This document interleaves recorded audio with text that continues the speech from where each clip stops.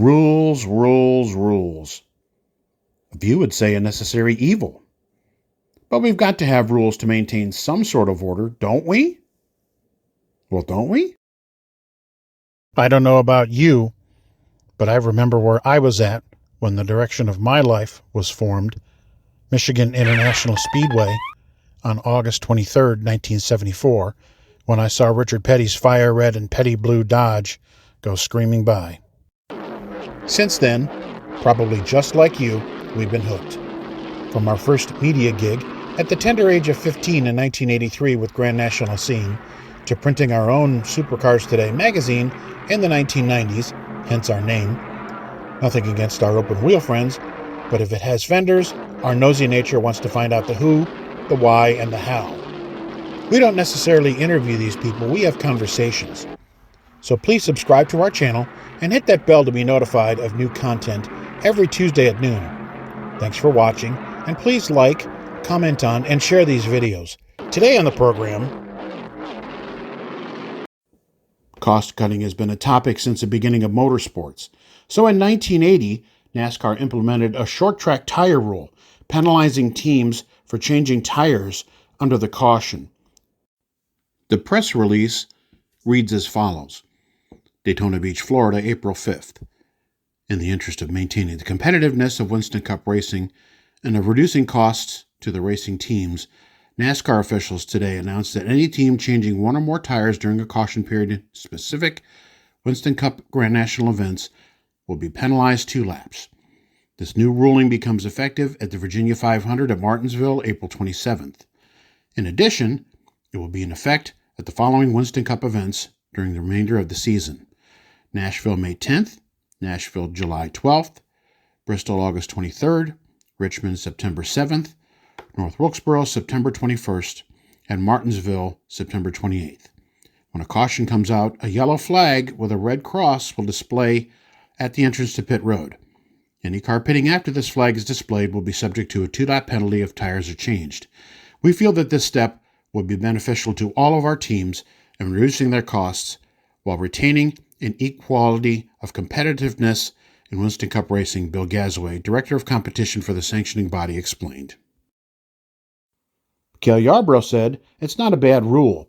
It will cut down on the number of tires used, and it will make for a better race." Darrell Waltrip said, "If they want to cut our expenses, there's a lot of ways to achieve it. But what they've done is deprive the fans of a good show. He doesn't like the new rule because he sees it in parallel with the government. NASCAR is trying to regulate competition. The more the government tries to regulate this and that, the worse off we are." Waltrip said the car should be lighter. "We know weight wears out tires. It would eliminate 200 to 300 pounds, which we could do to cut down tire wear." When asked why the rule didn't apply to the super speedways, Goodyear's Phil Homer said, "Cost hasn't escalated as it has on the short tracks. Also, there's a safety factor involved on the big tracks." "I think it'll be cheaper," said James Hilton. "We stay in deep trouble because of tires and engines. Really, tires keep me in trouble more than anything. I'm in favor of anything that will cut the cost of my tire bill. Some of the top teams may not like the rule, but I want them to know I didn't have anything to do with it. They, NASCAR, shoved it down our throats too.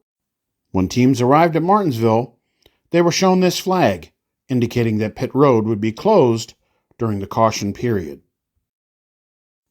"Figures there was a huge wreck on lap 1, turn 1. We sure checked that rule out after the first lap, didn't we?" asked Hill. "I thought the race was as competitive as you could expect." Following another caution, leader Waltrip made a mistake. He should have won around a lap after the restart and then came in. He said during the rain delay, "I just forgot." But it cost him 4 laps. Buddy Baker took the lead and held it until the rain delay. But of course, his right front tire went flat and basically took him out of contention for the win. In a Herculean effort, without free passes or wave arounds, Waltrip made up 4 laps, powered past Cale on the 383rd circuit of 500, and went on to win. But he said afterwards, "I still don't think it's the way to go."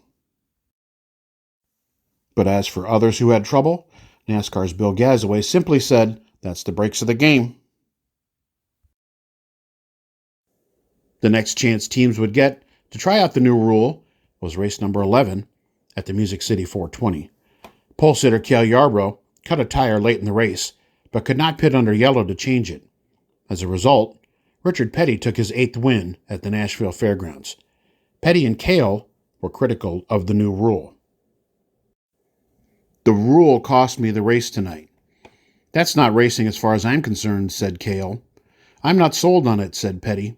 "We started 5 good cars, and a couple got behind because of the rules. It confuses me." "It has to be confusing to the fans." Fans were firing off letters to their local editors, like one such that said, "A bad rule with a good purpose. Too many drawbacks. There are other ways to save money, like qualifying on Friday and Saturday." Perhaps a bit abruptly, and surprisingly, NASCAR Winston Cup director Ray Hill resigned on June 12, 1980.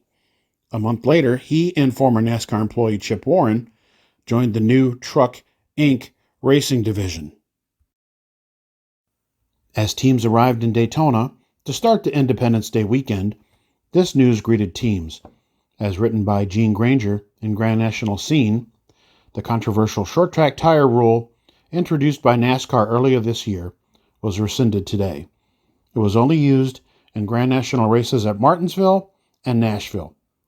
"We were pleased with the rule at Martinsville," said Gazaway, "but we changed more tires at Nashville than we normally do. We're just going to let it ride a bit the way it used to be."